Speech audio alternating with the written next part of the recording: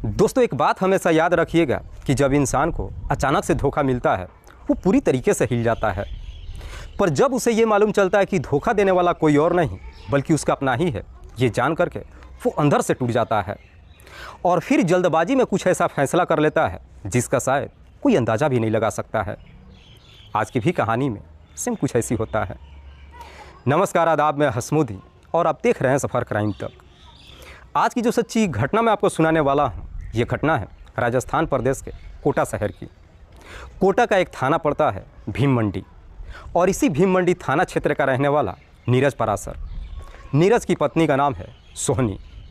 नीरज के टोटल 2 बच्चे हैं, जिसमें एक बेटा और एक बेटी। बेटे का नाम है पीयूष, जिसकी उम्र है 11 साल, और बेटी का नाम है तन्या।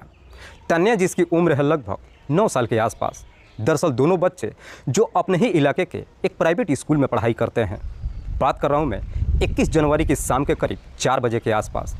दरअसल नीरज अपनी पत्नी सोहनी से कहता है कि मैं मार्केट जा रहा हूँ, थोड़ी देर में वापस आ जाऊँगा। लेकिन नीरज को मार्केट गए हुए अभी आधा घंटा भी नहीं गुजरा था कि अचानक उसके घर में गोलियाँ चलने की आवाज़ आस पड़ोस के लोगों को सुनाई देता है।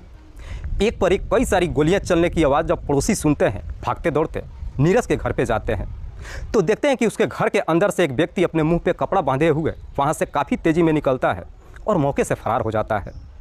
पड़ोसी जब घर के अंदर एंट्री करते हैं तो घर के अंदर का नज़ारा देख हर किसी का होश उड़ जाता है। दरअसल घर के अंदर सोहनी के साथ साथ उसके 11 साल के बेटे पीयूष का डेड बॉडी पड़ा हुआ था। दरअसल दोनों को गोली लगी हुई थी और सोहनी की बेटी तन्या जो गेट पे खड़ी होकर के चीख चीख करके रो रही थी।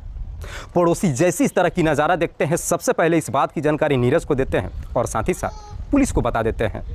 इधर नीरज जब अपने घर पे पहुंचता है, पत्नी और बेटे की डेड बॉडी को जब देखता है, देख करके दहाड़े मार करके रोने लगता है। तभी थोड़ी देर के बाद वहाँ पे पुलिस भी पहुँच जाती है। पुलिस सबसे पहले दोनों की डेड बॉडी को चेक करती है तो मालूम चलता है कि सोहनी के सर में एक गोली लगा हुआ है, तो वहीं उसके बेटे पीयूष के पेट में गोली लगी हुई है।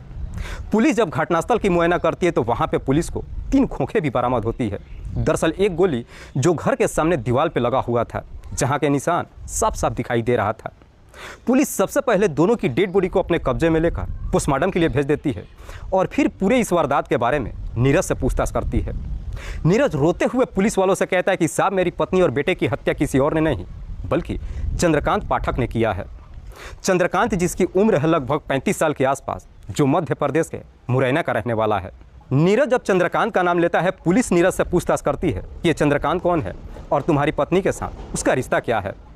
इसमें नीरज पुलिस वालों को जवाब देता है कि साहब, मेरी पत्नी भी मध्य प्रदेश के मुरैना की ही रहने वाली है। दरअसल चंद्रकांत का मेरी पत्नी के साथ में प्रेम प्रसंग चल रहा था और करीब 2 महीने पहले चंद्रकांत मेरी पत्नी को लेकर भाग भी गया था। जब भागने की बात कहता है, पुलिस नीरज से पूछती है कि साफ साफ बताओ हुआ क्या था। इस पे नीरज पुलिस वालों को जवाब देता है कि साहब, 2 महीने पहले नवंबर महीने में मेरी पत्नी दोनों बच्चों को लेकर मायके गई हुई थी। 20 नवंबर को मैं ससुराल गया था, पत्नी और दोनों बच्चों को लेकर कोटा मैं अपने घर पे आ गया था। 22 नवंबर को मैं वृंदावन में पूजा करने के लिए गया था, लेकिन 22 नवंबर को ही चंद्रकांत मेरे घर पे आया और मेरी पत्नी को लेकर भाग गया। दरअसल मेरी पत्नी को जब ले करके गया था, उस वक्त मेरे दोनों बच्चे घर में ही सो रहे थे। थोड़ी देर के बाद मेरा बेटा पीयूष जब सो करके उठा, घर में जब अपनी माँ को नहीं देखा, फ़ोन करके मुझे बताया। जब मैंने अपनी पत्नी को ढूंढना शुरू किया तब मालूम चला कि दरअसल चंद्रकांत मेरी पत्नी को लेकर भाग गया है। इसीलिए मैं थाने में जाकर अपनी पत्नी का गुमशुदगी का रिपोर्ट भी दर्ज कराया था। पर जैसे ही 1.5 महीने का समय गुजरा, एक दिन मेरी पत्नी एक अनजान नंबर से मेरे पास फ़ोन की थी और वो बताए कि चंद्रकांत मुझे ज़बरदस्ती अपने घर में कैद करके रखा है, मुझे आ करके यहाँ से छुड़ा करके ले जाओ। इसीलिए मैं मुरैना गया और अपनी पत्नी को साथ लेकर चला आया। जब मैं अपनी पत्नी को घर पे लेकर आया, उसका मोबाइल नंबर भी बंद करवा दिया ताकि चंद्रकांत मेरी पत्नी को परेशान ना करे। नीरज जब ये सारी बातें पुलिस को बताता है, ना जाने क्यों पुलिस को नीरज के बातों पर यकीन नहीं होता है। इसीलिए पुलिस नीरज से कहती है कि हम कैसे मान लें कि तुम सच कह रहे हो। इसमें नीरज फिर से पुलिस को जवाब देते हुए कहता है कि साहब, अगर आपको शक है तो जा करके चंद्रकांत का उस फेसबुक आईडी को चेक कीजिए जो उसने रमेश चंद के नाम से फर्जी बना रखा है। दरअसल उसी फेसबुक आईडी से वो मेरी पत्नी से बातचीत करता था।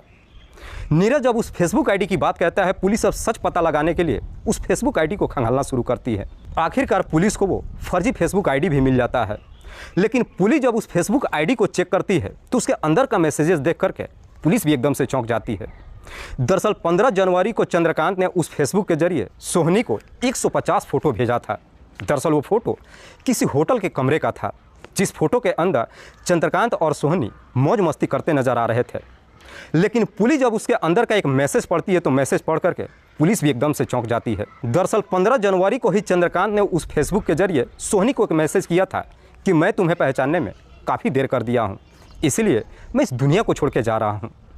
पुलिस जब ये सारी डिटेल्स चेक करती है उसके बाद सब पुलिस इतना तो यकीन कर जाती है कि चंद्रकांत का सोहनी के साथ में प्रेम प्रसंग चल रहा था। लेकिन पुलिस को अब ये भी लगता है कि शायद चंद्रकांत अब इस दुनिया में ना रहा हो, इसीलिए पुलिस अब सच्चाई पता लगाने के लिए चंद्रकांत को ढूंढना शुरू कर देती है। तभी जांच पड़ताल में मालूम चलता है कि दरअसल 20 जनवरी को चंद्रकांत राजस्थान प्रदेश के कोटा शहर में आया था और कोटा के ही एक होटल में ठहरा था। पुलिस को जब ये सारी डिटेल्स मिल जाती है उसके बाद से पुलिस इतना तो यकीन कर जाती है कि चंद्रकांत जिंदा है। इसीलिए पुलिस अब चंद्रकांत को ढूंढने के लिए अपने खबरियों को भी काम पर लगा देती है।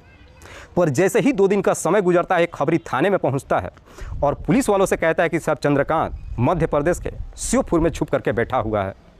खबरी जैसे ही चंद्रकांत का लोकेशन दे देता है, पुलिस अपनी टीम के साथ मध्य प्रदेश के श्योपुर में जाती है और वहां से चंद्रकांत को गिरफ्तार कर लेती है। पुलिस जब चंद्रकांत से सोहनी और उसके बेटे के हत्या के बारे में पूछताछ करती है, चंद्रकांत भी बिना किसी सख्ती दबाव के तुरंत ही अपना जुर्म कबूल कर लेता है। लेकिन चंद्रकांत पुलिस वालों से कहता है कि साहब मैं सोहनी और उसके बेटे को मारना नहीं चाहता था, पर हालात ही कुछ ऐसा पैदा हो गया कि मुझे इस तरह का कदम उठाना पड़ा। चंद्रकांत जब इस हत्या की पूरी कहानी बताता है तो वाकई में इसे सुनने के बाद हर कोई हैरान रह जाता है। दरअसल इस कहानी की शुरुआत होती है जब सोहनी की शादी नहीं हुई थी। दरअसल मध्य प्रदेश के मुरैना में जहाँ पे सोहनी का घर होता है, उसी के पड़ोस का रहने वाला है चंद्रकांत। दरअसल चंद्रकांत और सोहनी बचपन से एक साथ ही पढ़ाई लिखाई नहीं करते हैं, बल्कि दोनों एक साथ जवान भी होते हैं। जवानी के दहलीज पे जब कदम रखते हैं, आखिरकार चंद्रकांत और सोहनी के बीच में प्रेम प्रसंग शुरू हो जाता है। दोनों एक दूसरे के इतने करीब आ जाते हैं कि शादी करने का फैसला भी कर लेते हैं। लेकिन इस बात की जानकारी चंद्रकांत के साथ साथ सोहनी के घर परिवार वालों को मालूम चलता है। दोनों के परिवार वाले शादी की मंजूरी नहीं देते हैं और आखिरकार सोहनी के परिवार वाले उसके आनन फानन में शादी कोटा शहर के रहने वाला नीरज पराशर से कर देते हैं। सोहनी जब शादी करके अपने ससुराल में आती है, शादी के बाद भी चंद्रकांत से बातचीत करना बंद नहीं करती है। लेकिन सोहनी जब ससुराल में आ जाती है, चंद्रकांत का मन नहीं लगता है, इसलिए चंद्रकांत के परिवार वाले भी उसकी भी शादी कर देते हैं। धीरे धीरे जब समय गुजरता है, समय के अनुसार चंद्रकांत के साथ साथ सोहनी के भी 2 बच्चे हो जाते हैं। लेकिन बावजूद इसके दोनों एक दूसरे से बातचीत करना बंद नहीं करते हैं। हालांकि दोनों के बीच में जब प्रेम प्रसंग शुरू रहता है, इस बात की जानकारी सोहनी के पति नीरज को भी मालूम चल जाता है। नीरज भी अपनी पत्नी को काफ़ी समझाने की कोशिश करता है, लेकिन सोहनी अपने पति की बात नहीं मानती है और अपने पति के खिलाफ जाकर के चंद्रकांत से बातचीत करते रहती है। आखिरकार जब शादी के 12 साल का समय गुजर जाता है, नवंबर महीने में सोहनी जब अपने मायके में जाती है, वहीं पे चंद्रकांत से जब मुलाकात करती है, दोनों फैसला कर लेते हैं कि अब आगे की ज़िंदगी एक साथ गुजारेंगे। इधर नीरज जाकर अपनी पत्नी को मायके तो लेकर चला आता है, लेकिन उसके बाद से चंद्रकांत जब बिलासपुर में जाता है, इस बात की जानकारी जब सोहनी को मालूम चलता है। इधर 22 नवंबर को नीरज जब वृंदावन पूजा करने के लिए चला जाता है, सोहनी को मौका मिल जाता है। सोहनी चंद्रकांत को फ़ोन करके अपने घर पे बुलाती है और फिर चंद्रकांत के साथ भाग करके बिलासपुर में जाकर रहने लगती है। इधर चंद्रकांत जब सोहनी के साथ बिलासपुर में रहने लगता है, उसके बाद से पूरा जीवन उसके साथ ही बिताने का वादा कर लेता है और साथ ही साथ अपनी घर की सारी प्रॉपर्टी को बेच देता है और अपनी पत्नी को भी छोड़ देता है। अपनी घर की सारी प्रॉपर्टी लगभग 20 लाख रुपए में बेचता है। सारी प्रॉपर्टी बेचने के बाद पैसा लेकर के सोहनी के साथ बिलासपुर में बड़े इत्मीनान से जीवन व्यतीत करने लगता है। पर जैसे ही 1.5 महीने का समय गुजरता है, जब 1.5 महीने दोनों एक साथ समय गुजारते हैं, अब छोटी मोटी बातों को लेकर दोनों के बीच में झगड़े तकरार शुरू हो जाता है। दरअसल सोहनी को अब अफसोस होने लगता है कि उसने बहुत बड़ी गलती कर दी है। इसीलिए एक दिन चंद्रकांत को बिना बताए हुए ही उसका 2 लाख रुपये और लाखों का गहना लेकर के वहाँ से फरार ही नहीं होती है, बल्कि जब मार्केट में निकल करके आती है, एक अनजान नंबर से अपने पति के नंबर पर फ़ोन करती है और उसे मुरैना में बुलाती है। नीरज जब मुरैना में जाता है, अपनी पत्नी को लेकर वापस घर चला आता है। लेकिन इधर चंद्रकांत को जब मालूम चलता है कि सोहनी ने उसके साथ धोखा ही नहीं किया है, बल्कि 2 लाख रुपये के साथ साथ गहने भी चोरी करके भाग गई है, इस चीज़ को चंद्रकांत बर्दाश्त नहीं कर पाता है। चंद्रकांत सोहनी के नंबर पर फ़ोन करके उसे वापस तो नहीं बुलाता है, लेकिन अपने पैसे के साथ साथ वो गहने वापस मांगता है। लेकिन सोहनी कुछ भी वापस करने के लिए तैयार ही नहीं होती है। इसीलिए 15 जनवरी को उसी फेसबुक आईडी के जरिए चंद्रकांत लगभग 150 फोटो सोहनी के फेसबुक आईडी पे भेजता है और भेज करके उसे धमकी देता है कहता है कि अगर मेरा पैसा और वो गहना वापस नहीं दी तो मैं ये सारा फ़ोटो सोशल मीडिया पे अपलोड कर दूंगा। इतना सब कुछ करने के बावजूद भी सोहनी जब चंद्रकांत की बात नहीं मानती है, आखिरकार चंद्रकांत अब सोहनी को एक मैसेज करता है कि मैंने तुम्हें पहचानने में देर कर दिया है, इसीलिए मैं इस दुनिया को छोड़ करके जा रहा हूँ। चंद्रकांत इस दुनिया को छोड़कर जाने के लिए तैयार तो हो जाता है, लेकिन तभी उसके दिमाग में आता है कि इस तरीके से दुनिया छोड़ करके जाने से आखिरकार उसे हासिल क्या होगा। इसीलिए चंद्रकांत एक फैसला लेता है और 20 जनवरी को राजस्थान प्रदेश के कोटा शहर में पहुंच जाता है और वहीं पे एक होटल बुक करके दिन में ठहरता है। सुबह के करीब 10 बजे के आसपास सोहनी के घर पे पहुंच जाता है और उसके घर की रेकी करता है। शाम के करीब 4 बजे के आसपास नीरज जैसे ही मार्केट के लिए अपने घर से निकलता है, चंद्रकांत सोहनी के घर के अंदर एंट्री कर जाता है। दरअसल उस वक्त सोहनी के घर के अंदर उसके दोनों बच्चे भी मौजूद थे। चंद्रकांत जब सोहनी के घर के अंदर जाता है, उससे अपने पैसे और गहने वापस मांगता है, लेकिन सोहनी कुछ भी वापस करने के लिए तैयार नहीं होती है। इसीलिए चंद्रकांत अपने पास से उस रिवॉल्वर को निकालता है और उसे दिखाकर सोहनी को धमकाने लगता है। लेकिन उसके हाथ में रिवॉल्वर जब सोहनी का बेटा पीयूष देखता है, जाकर उसे पकड़ लेता है।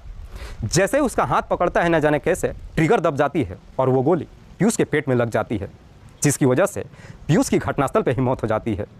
पीयूष की जब मौत हो जाती है, उसके बाद से अब चंद्रकांत अपने आप को बचाने के लिए मजबूर होकर के सोहनी के ऊपर भी गोली चला देता है।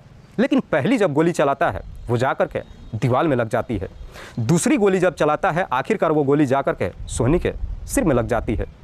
लेकिन इससे पहले कि सोहनी के ऊपर वो गोली चलाता, सोहनी इस प्रकार से डर गई थी कि अपनी बेटी को लेकर के दरवाजे से बाहर फेंक देती है, जिस वजह से सोहनी की बेटी तन्या जिंदा बच जाती है।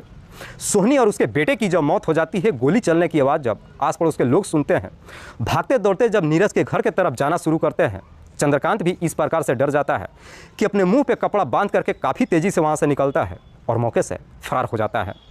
पर चंद्रकांत जब वहाँ से फरार होता है, सबसे पहले भाग करके दिल्ली में जाता है और एक दिन वहाँ पे ठहरने के बाद मध्य प्रदेश के श्योपुर में आ जाता है। लेकिन श्योपुर में जैसे ही पहुँचता है, कोई खबरी उसे देख लेता है और इस बात की जानकारी पुलिस को दे देता है। वाकई में चंद्रकांत जब ये पूरी कहानी पुलिस को बताता है, उसके बाद से पुलिस चंद्रकांत को अपने हिरासत में लेकर उस पर गंभीर धारा में मुकदमा दर्ज करने के बाद जेल भेज देती है। दोस्तों, इस पूरी घटना के बारे में आप क्या सोचते हैं? आप अपनी राय हमें कमेंट बॉक्स में ज़रूर दीजिएगा। जाते जाते मैं आपको बता दूं कि कुछ मेरे व्यूअर्स हैं जो रोज़ाना मेरे इस वीडियो को देखते ही नहीं हैं, बल्कि अपना कीमती समय निकाल कर कुछ अपना प्यार भी देते हैं। जिनमें से एक का नाम है मोहम्मद नईम। मोहम्मद नईम जो जिला वैशाली बिहार प्रदेश के रहने वाले हैं। दूसरे मेरे व्यूअर हैं इनके छारी। इनके छारी जो ग्वालियर मध्य प्रदेश के रहने वाले हैं। तीसरे मेरे व्यूअर हैं महबूब अली। महबूब अली जो मथुरा गोंडा उत्तर प्रदेश के रहने वाले हैं। चौथे मेरे व्यूअर हैं आबिद अली। आबिद अली जो तमिलनाडु प्रदेश के रहने वाले हैं। पांचवें मेरे व्यूअर हैं अजय कुमार। अजय कुमार जो अहमदाबाद के रहने वाले हैं। लास्ट मेरे व्यूअर हैं डॉक्टर मोहम्मद शहनवाज। डॉक्टर मोहम्मद शहनवाज जो दिल्ली में रहकर प्रैक्टिस करते हैं, लेकिन मूल रूप से अररिया बिहार प्रदेश के रहने वाले हैं। मैं अब तमाम व्यूअर्स को तहे दिल से शुक्रिया अदा करता हूँ। कल फिर मिलते हैं एक और नई सच्ची घटना के साथ। तब तक के लिए जय हिंद, जय भारत।